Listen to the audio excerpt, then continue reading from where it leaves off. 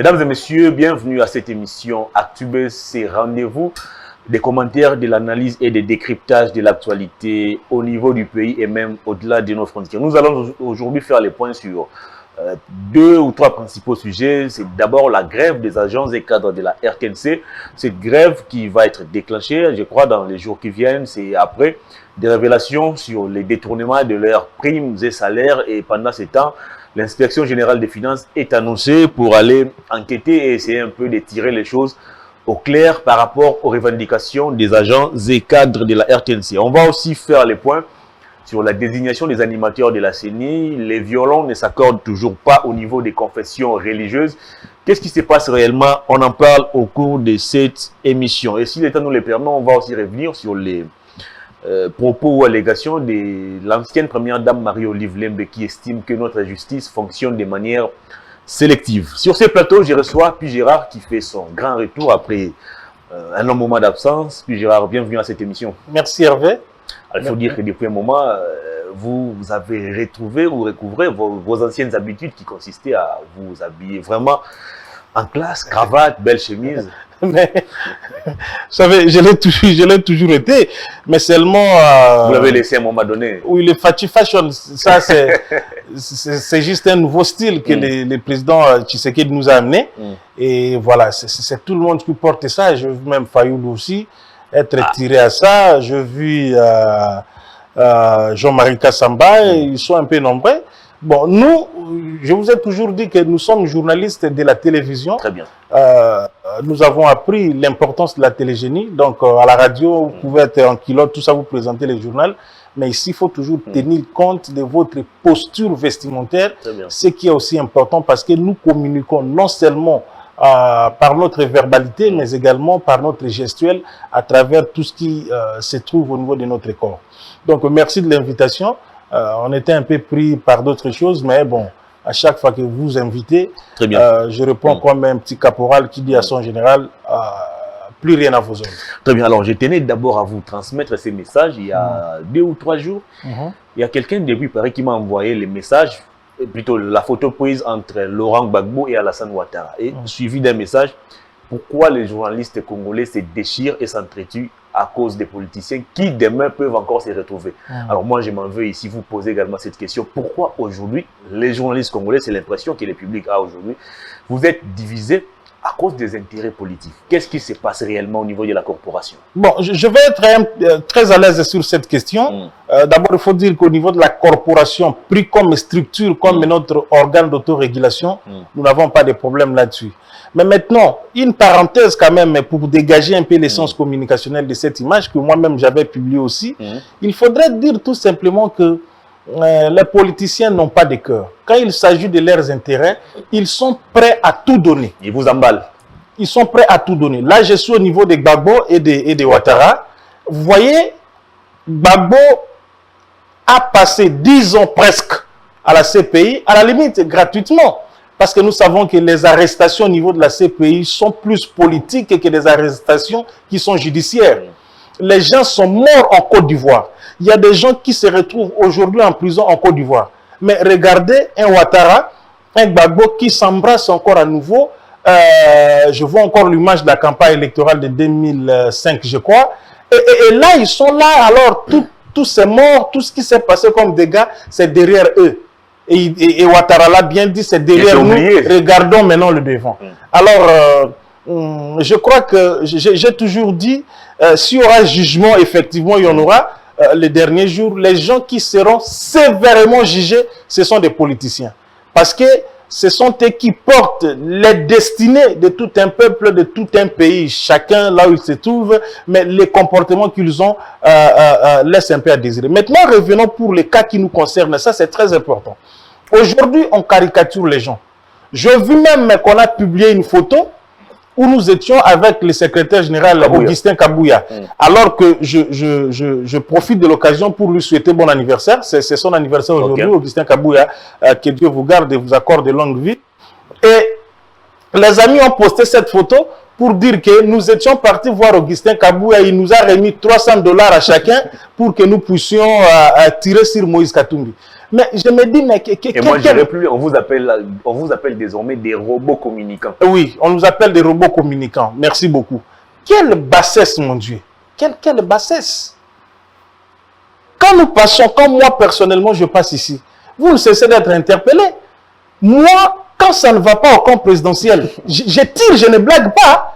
Je tire et je dis les choses telles qu'elles se présentent. Tout ceci dans le souci qu'on puisse échanger. C'est vrai, nous soutenons le président de la République par sa vision pour le bien des Congolais, parce que j'ai toujours dit que les gens ne comprennent pas que nous sommes avant tout citoyens congolais. Tu vas dans la cité, ceux qui courent dans les athées Mikolo, il n'y a pas un taux de dollars élevé pour les uns et pour les autres. Nous, journalistes, là même si on nous voit à la télé, on nous voit vêtus, tout ça, mais nous vivons avec ces gens, nous sommes des citoyens congolais. Nous partageons les mêmes peines, les mêmes bonheurs. Voyez-vous?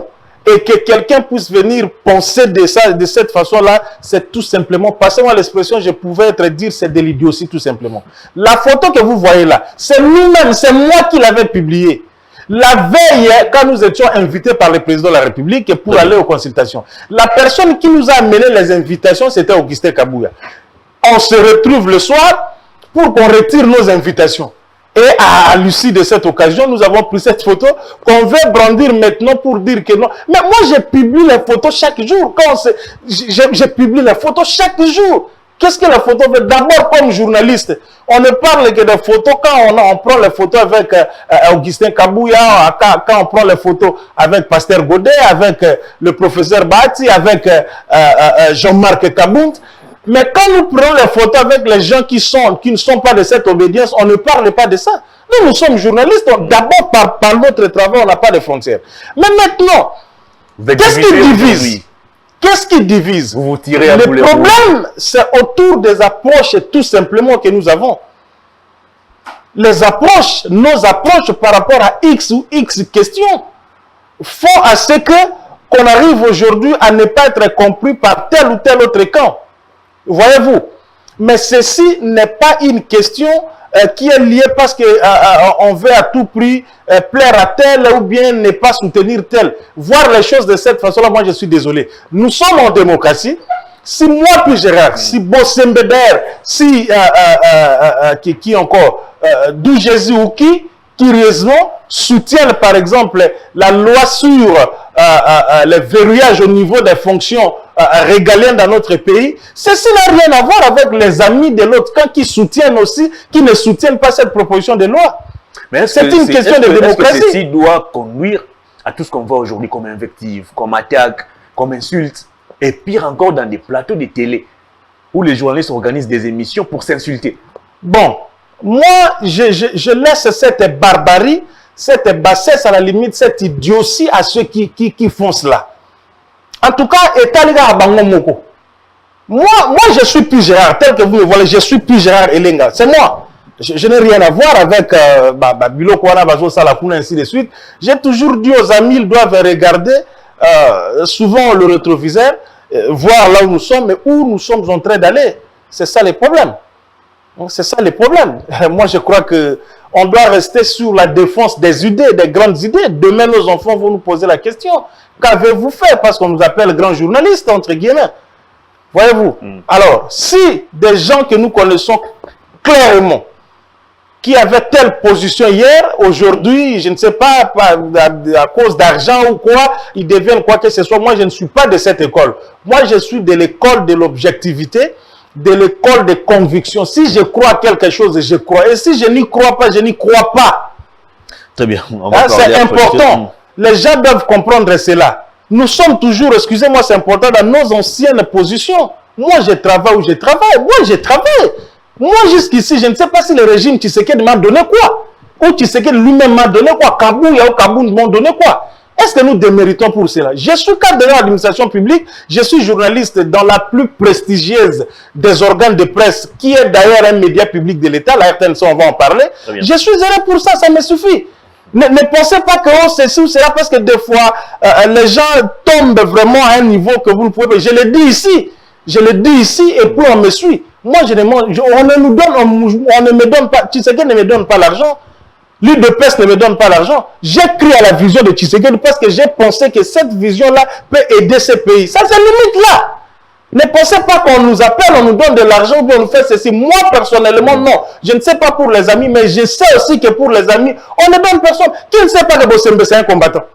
C'est quelqu'un qui bagarre pour sa vie, qui ne sait pas d'où Jésus, qui ne sait pas le Joël Cadet. Joël Cadet a toujours son journal. Mon Dieu, si ces gens pensent que voilà, Impact nous est derrière là, qui ne sait pas Pascal Owonze, qui ne sait pas Jenny Kainda, les gens qu'on veut nous connaître. Et si vous nous regardez, nous ne caressons pas le pouvoir de Félix. Quand ça va, nous disons que ça va.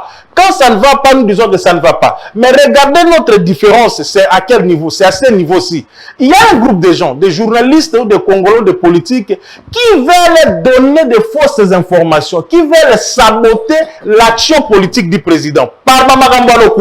Alors, Bicho Moussa Bicho Ezali Koya pour recadrer les choses pour dire la vérité aux Congolais. C'est tout simplement tout ce que nous faisons. Et on le fait comme des compatriotes, comme des journalistes congolais, comme des citoyens congolais. Alors, donc je suis désolé. Quelle serait votre position si aujourd'hui, Fayulu, le président Félix Tshisekedi, Moïse Katumbi, Jean-Pierre Bemba Mouzito se mettaient encore ensemble?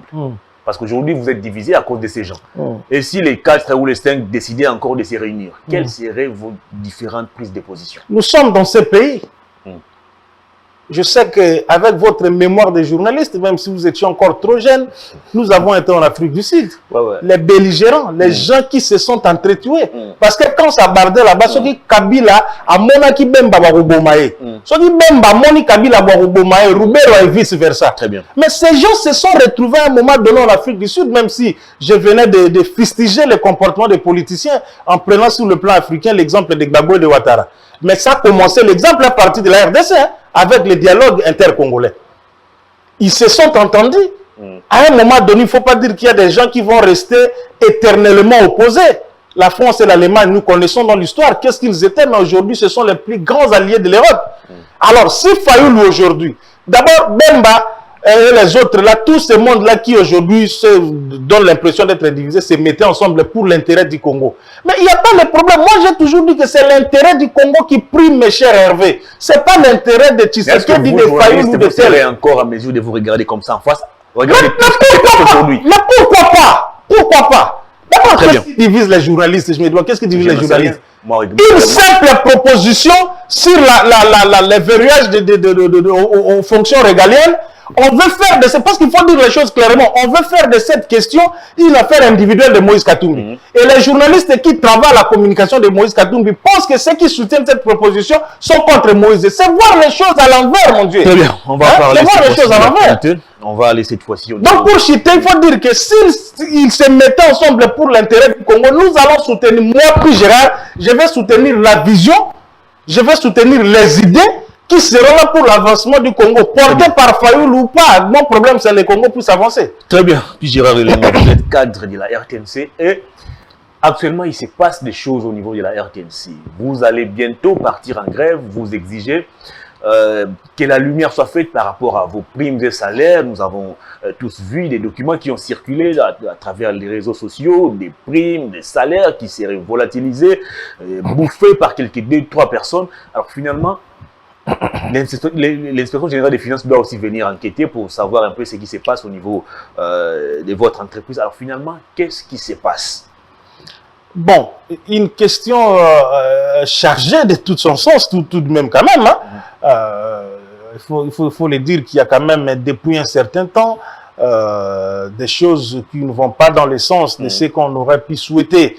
Nous avons tous suivi, moi également, avec ces graves révélations qui circulent dans les réseaux sociaux, un document bien élaboré, bien établi, avec des informations chiffrées, très claires, citant même, on a cité même les noms de certains de nos responsables dans ces documents-là, et tous nous voyons cela, nous avons vu cela. En fait, ce document a déclenché quelque chose au niveau des cadres et agents de la frustration, la colère. La frustration, la colère, tout ça. Et il faut dire que vite, Patrick Mouyaya, si pas au niveau du Premier ministre ou de la présidence, qu'on puisse se jeter un peu un coup d'œil pour trouver solution à ces problèmes-là. Parce que, je parle encore au conditionnel, si toutes ces informations s'avéraient vraies, c'est extrêmement grave. Extrêmement grave. Donc, on n'a pas échappé de cette culture de croire que lorsqu'on est responsable d'une structure publique de l'État, on peut tout se permettre, on doit d'abord se servir ses proches à la place de servir l'entreprise. Vous voyez, la différence avec les entreprises publiques, ou spécialement avec la RTNC, c'est quoi? RTNC, c'est un Congolais. Vous êtes mandataire, PCA, administrateur, cadre que nous sommes, agent, tout ça et consorts, sachez que vous l'êtes en quelque sorte par la volonté des Congolais. Parce que chez nous, on a des Arabes congolais. Mbongo foot arabe, c'est un mbongo congolais. Mais chez nous, on est seulement pour les Congolais. Aujourd'hui, je crois que la chaîne qui doit plus se subir des critiques, c'est la RTNC. Parce que les chaînes là-bas Congolais, comme je l'ai dit, les chaînes sont seulement en mbongo là-bas. Donc, les Congolais doivent être regardants sur cette chaîne et sur le plan de son fonctionnement technique, financier, administratif, tout ça et consort. Alors, ces informations sont tout de même accablantes et troublantes. J'utilise le conditionnel toujours. Mais maintenant, c'est à celui qui est habilité de venir enquêter ou vérifier la véracité de ces informations. Parce qu'il y a plus des informations qui sont liées au détournement d'argent, au surplus de salaire, des gens qui toucheraient 2 fois plus que les moins gradés. Donc, une mafia, là, si c'était, ça verrait vrai, une mafia organisée, mais qui tout de même s'étale autour d'un circuit. Parce que pour faire cela, ça doit partir d'un circuit, d'abord de la banque et puis de tous les responsables qui sont au niveau de la gestion de ce secteur-là administratif ou financier de la RTNC. Mais que l'IGF vienne cette fois-là, que l'IGF vienne pour contrôler, pour vérifier si effectivement ces informations sont vraies et qu'on puisse passer à d'autres étapes. Surtout, j'insiste, si ces informations sont vraies. Parce qu'on ne peut pas gérer une entreprise de l'État comme ça. La RTNC que vous voyez là, c'est le miroir de la République. La RTNC. La RTNC que vous voyez, c'est même, je dirais, le thermomètre de la République. L'image du pays passe par ce premier organe de presse audiovisuel de notre pays.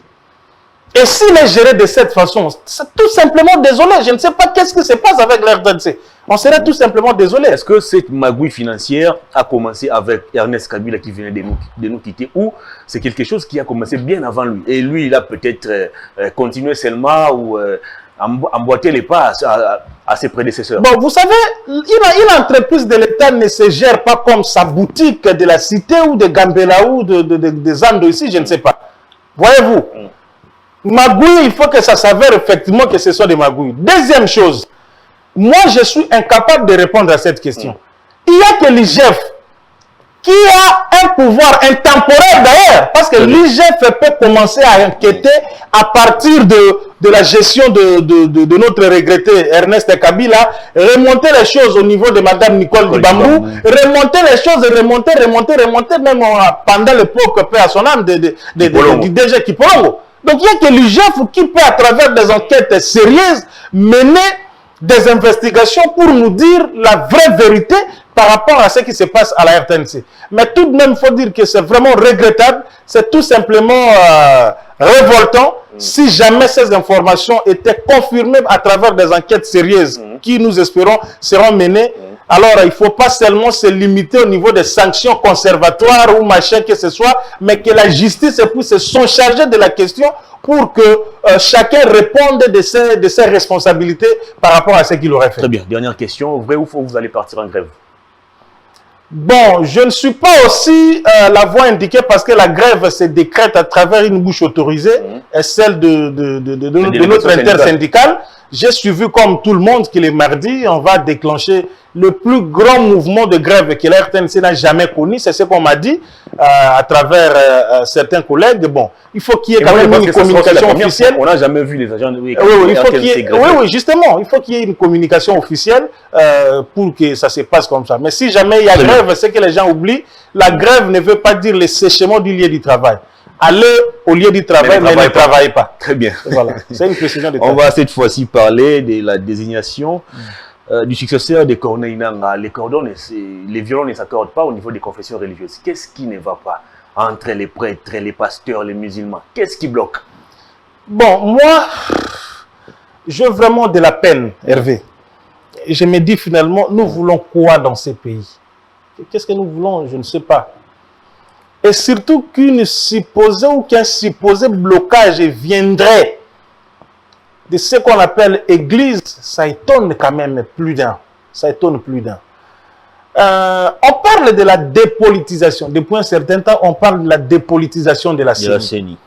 Mais déjà au niveau du choix des animateurs de la CENI, parce que ceci est couché sous la forme jugée, c'est-à-dire la loi, que les présidents de l'institution CENI viendraient de la composante société civile, précisément dans la sous-composante confession religieuse.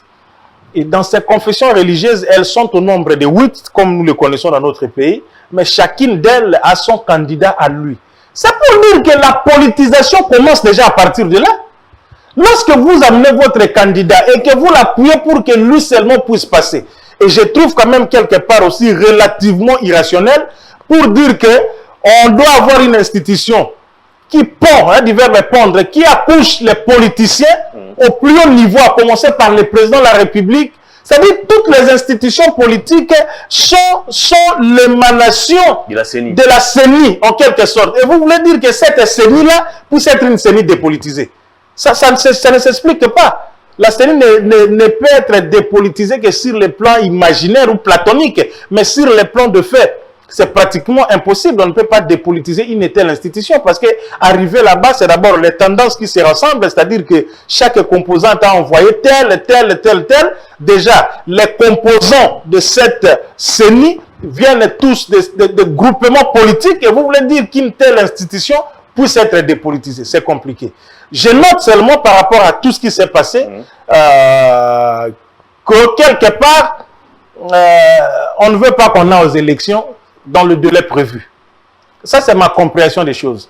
Et tel que ça vient de commencer là, nous sommes déjà au mois d'août, demain ou quelque chose de comme ça, Hervé. Tu sais qu'il n'a que des jours à compter. Hein? Des jours à compter. En réalité, tu sais qu'il a une année et demie. Exactement. Parce que l'autre année, c'est purement électoral. On est dans cette brouille-là. On s'occupe plus des élections, tout ça, si jamais il y aura élection. Mais, retenons la date de cette émission. Élection, ils en ont 2023. Et pour l'instant, moi, je n'ai pas peur de le dire. Mais le président s'est dit déterminé à financer la CENI, Papa, à organiser les élections. Je vous ai toujours... J'ai dit ça à Kassamba un jour. L'argent régente tout en termes de la matérialisation du processus électoral, mais l'argent seul ne suffit pas pour réunir toutes les conditions pour aller aux élections. Parce qu'il y a l'argent. Mais s'il n'y a pas un successeur de Nanga, vous ferez comment? Qu'on laisse alors qu'on ait une Nanga, je ne sais pas. Il y a l'argent. Assumer l'intérim. Au moment où nous parlons, je ne sais pas s'il y a déjà cet argent. Les opérations préélectorales devraient déjà commencer. Nicolas Kazadi nous a dit qu'il y avait déjà des provisions qui se font pour financer. Oui, le ministre des Finances. Oui, mais tant mieux. Mais les opérations préélectorales devaient déjà commencer. Et vous savez, parmi les mauvais payeurs dans ces pays, la CENI en fait partie. La CENI n'a pas payé beaucoup de ses agents dans le processus passé, jusqu'à ce jour. Vous pensez que les Congolais viendront encore calmement comme ça? Bon, il faut qu'il y ait de l'argent. Mais à cela est assorti toutes les autres conditions d'ordre technique, d'ordre administratif, d'ordre politique, les cas d'espace, pour que nous allions aux élections. Maintenant, devant cette circonstance-là, si d'autres regroupements politiques envoient leurs délégués, et puis le plus important d'eux, c'est quand même le président qui doit venir de la sous-composantes confession religieuse. Si les choses sont bloquées à ce niveau, vous pensez qu'en 2023, il y aura élection? Et cette fois-là, ne dites pas que c'est Tshisekedi qui ne veut pas qu'on aille aux élections. Voyez l'attitude des Kabouya, de l'UDPS, même s'ils sont eux aussi, voulant tirer sur Kabounde, sur mandat spécial, pendant que distraction, surprendre Bango. On devait se mettre d'abord ensemble. Bah tiens, on pembeni, bah accompagner Kabou avec le travail qu'il fait, il y a qu'on redynamiser parti pour que l'île de paix se gagne cette fois la position bien. Bango bazan a besoin des angatina, mandat spécial, ceux qui sauvent l'île de paix, des histoires comme ça. Mais vous voyez qu'ils sont quand même, ce sont des gens, si vous les regardez bien, ils se préparent. Mais maintenant, le FCC vient emboîter les pas pour dire que Yépe, délégué n'a été. Fayoulou, alors, vous voulez qu'on ait les élections bientôt qu'il était. Visiblement, moi je dis que... C'est un boulevard qu'on a... C'est un boulevard pour nous. Sans pour autant qu'ils se rendent compte que l'application de l'article 70 de la Constitution se fera appeler. En fonction. Il va rester en fonction. Et pourtant, nous voulons qu'il y ait les élections. Parce que dans l'IR OURV, déjà, il y a que le président Séni, quel que soit dans ce qui est Kadimana, ce qui peut Ninyango, ce qui peut Ninyango Moussoussou, il y a que les bandits contestation, c'est mal parti. Très mal parti. Très mal parti. Et les gens disent, oh, élection, on va coûter à la tête. Tshisekedi, Moulouba. Prof Kalouba, Cour constitutionnelle, Moulouba. Démission qui comprennent, démission Kadima, Moulouba, Biboti, qui a beaucoup d'élections, à la tête, comme en 2023, les proclamer seulement Félix président. Tu vois un peu les raisonnements. Tu vois les raisonnements.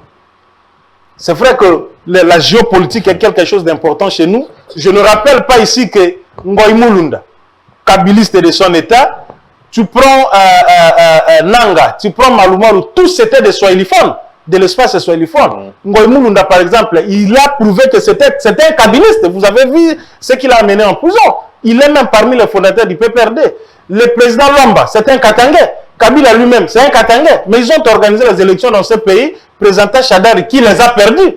Mais pourquoi nous devons descendre si bas à ce niveau-là? Je note tout simplement que l'église catholique et l'église protestante, mon église, parce que les gens ne savent pas que je suis chrétien protestant, moi je suis de la 22e communauté ECC, la Cadelou donc. Très bien. Je note ici que mes deux églises-là risquent de porter une responsabilité historique grave. Et c'est extrêmement grave ce qui est en train d'être fait là. Et je vous dis qu'avec cette allure, sans peur d'être contredit, 2023, il n'y aura pas d'élection. Les 48 heures accordées à ces confessions religieuses expirent ce vendredi. Je ne sais pas, est-ce que nous ne sommes pas en train de revivre les scénarios Ronsard Malonda? Pratiquement, je l'ai dit à CCTV le matin, c'est pratiquement le schéma. On est en train de revivre le même, je dirais, la même scène.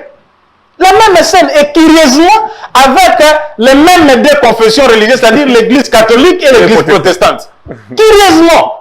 Alors, on veut quoi? Moi, je pense qu'il faut pousser un peu les choses loin. Mais est-ce que la il faut pousser les choses un petit peu loin, c'est-à-dire que les réformes doivent avoir lieu.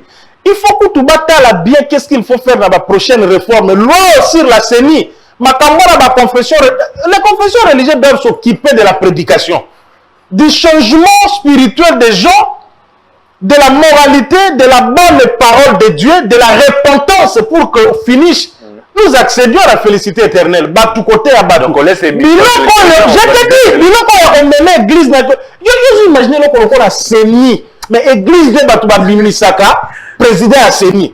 C'est une responsabilité même à l'institution dans un l'église. Est-ce que vous imaginez ça? Les gens ne mesurent pas cela. Mais dans la prochaine réforme, comment faire? Qu'est-ce qu'il faut pour déresponsabiliser l'église par rapport à la présidence? Est-ce que la position prise par Dodo Kamba au nom des 6 confessions religieuses, une position un peu du va-t-en-guerre, on ne va pas reculer, on ne va pas faire ceci, est-ce que cette prise de position va-t-elle faciliter l'entente au niveau des 8 confessions religieuses? Non, ça ne va pas faciliter l'attente parce que laisser Dodo Kamba aussi se comporter verbalement ainsi. Parce que l'église catholique et l'église protestante, les CC, quand ils vont, représenter à Monisco, responsable, leader politique. Ça, c'est pas une pression. Mais c'est aussi une pression, les gens ne veulent pas. Ça, c'est une pression aussi qu'ils font. Alors, vous voulez croire que nous sommes ici dans le principe de l'égalité. C'est comme si nous étions au niveau de l'Assemblée générale des Nations Unies. La voix des États-Unis vaut la voix du petit Rwanda. Très bien. Pour nous, baza ego. Et pour nous, baza oui confession religieuse, on a l'équipe muninga exaté. Bango tout voit ça mogo. Mi balé bon, ils vont mettre en cause mi sac, bon, ils vont mettre en cause 6. Est-ce que vous trouvez ça normal? Très bien. Donc, Kamba ne peut que hausser le temps comme il a haussé aussi là. On va terminer l'émission. Puis Gérard, je ne sais pas si vous avez suivi l'ancienne première dame Marie-Olive. Maman Olive, oui. La justice est devenue sélective. Je ne sais pas qu'est-ce que madame veut. Bon, problème à Maman Olive, que j'aime bien. Maman Olive, je l'aime bien par son humanité. Mais je la conseille quand même de ne pas trop embrasser. Hein? Qui trop embrasse mal les trains, comme on le dit en français. À compte à Marambounio sauter Mbalamoko. Surtout la politique. Je préfère qu'Atik à l'humanitaire, na œuvre philanthropique à travers sa fondation, bien son ONG, et vous allez plus quitter Mingi. Parce qu'il est quand même malaisé de voir l'ancienne première dame, Maman Olive, créer une cellule juridique et dire que c'est une justice sélective. Mais durant les 18 ans du règne de son mari, tout ce que nous avons vu dans ce pays sur le plan judiciaire, Maman Olive était où? Soit quand même sérieux à un moment donné. D'ailleurs, les titres de Joël Cadet. C'est Joël Cadet qui... Sont quand même sérieux. Face à l'injustice des 18 années de règne de son époux, sont quand même sérieux. C'est vrai qu'il y a des cas comme tout ça que nous déplorons, qui auraient pu prendre d'autres la rue. Le cas de Abdallah Bilengue, par exemple, l'ancien DG. Comment il va?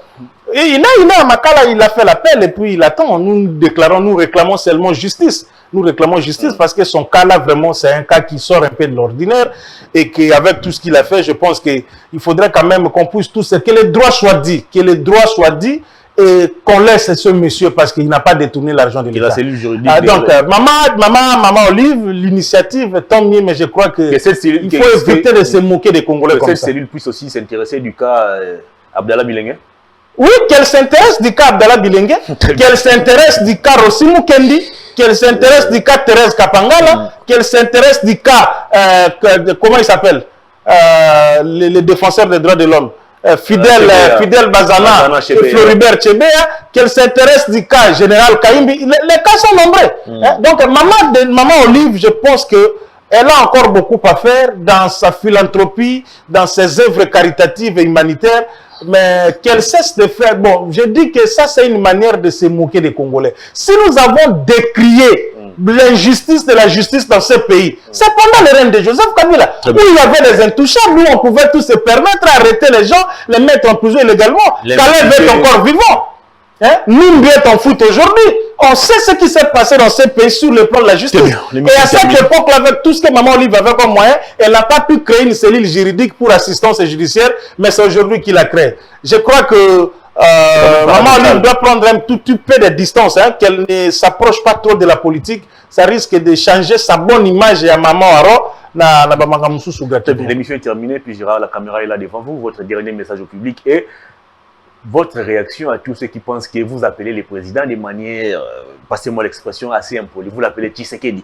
Du côté de nos frères qui sont au niveau de la diaspora, ça ne passe pas. Appelez les présidents, messieurs les présidents, Félix Tshisekedi, et non Tshisekedi tout court. Ça ne passe pas. Je dis d'abord merci. C'est pour la deuxième fois que je vous dis ça. Je vous dis d'abord merci pour l'émission. Merci. Je serais tout simplement étonné que ceci puisse encore revenir, et surtout de mes compatriotes, de mes frères qui sont en Occident, s'il vous plaît. La plupart, ils sont en France, Suisse, Belgique. Ils sont au Canada, ils sont en Belgique, ils sont un peu partout là où se trouve la diaspora congolaise. Place écoute aux cultures démocratiques et banda. Place va bien à Macron, Emmanuel Macron. Là où place va bien à Sarkozy. Place va bien à Sarkozy. Nicolas Sarkozy. Place va bien à Nani. Bon, qu'ils arrêtent. Angela Merkel. Qu'ils arrêtent un peu avec ça. Qu'ils arrêtent avec ça. C'est plus mes beaux-frères là, mes beaux-frères les Balouba. Arrêtez avec ça. Arrêtez avec ça. Arrêtez avec, je vous dis arrêtez avec, c'est pas intéressant. Moi je soutiens Tshisekedi. Mais écoutez, j'ai toujours appelé Tshisekedi. Vous répétez et encore. Quand je le vois, je l'appelle Tshisekedi. Je l'appelle Félix. Non, je suis sérieux. Je suis sérieux. Quand j'appelais Kabila, les bandits ont posé problème. Parce qu'aujourd'hui, j'appelle Tshisekedi, ça pose problème. Et pourtant, ce Tshisekedi là, moi, je le soutiens, je fais du travail pour lui. Bino bozali na poto, bozali a bien, bozali kimia, bozali kuna, biso a mituezo toka. Quand je l'appelle Tshisekedi, écoutez, élevons le débat. Président la président moko na mboka, oh, il s'appelle Tshisekedi. Si on dit Tshisekedi, autour de moi, l'ami Balé, excellent quand je lui pose la question, puis junior quand je lui pose la question. Félix, non, Félix Tshisekedi, c'est qui? C'est notre président. Vous voyez? Félix Tshisekedi, c'est qui? C'est notre président. C'est tout. L'émission est terminée, puis j'irai encore une fois de plus. Merci. Donc, qu'il s'apaise seulement, ce n'est pas un problème, parce que je l'appellerai toujours comme ça. Ceci ne veut pas dire que. Donc, c'est le président de la République. Très bien. Et son nom, c'est Tshisekedi. Vous ne savez même pas comment Tshisekedi a bien herbe Tshisekedi. Et je vous ai expliqué, pardon une seconde, la philosophie. La Kabylie a voulu faire passer un message ici avant les élections. Vraiment. Avant les élections. Tous les fils de Tshisekedi s'appellent Tshisekedi avec leur nom. Curieusement, il y avait que Félix qui devait s'appeler Félix Tshilombo Tshisekedi. Et nous avons fait ce combat médiatique pour commencer à changer cela. Et vous voyez aujourd'hui, ils étaient dans la Kabylie. Même ceux qui appelaient Félix Tshilombo, Félix Tshisekedi. Et c'était un message, une communication sociale que nous étions en train de faire passer pour dire que le monsieur, le président de la République s'appelle Félix Tshisekedi Tshilombo, non Félix Tshilombo Tshisekedi. Très bien. Donc, ce qu'on a Tshisekedi, Fati, a bien fort place à ça. 00243 85 917 81 37. Appelez-moi et puis on va échanger. Merci de votre passage. Merci Hervé. Fin de cette émission à toutes et à tous. Merci de l'avoir suivi. Au revoir.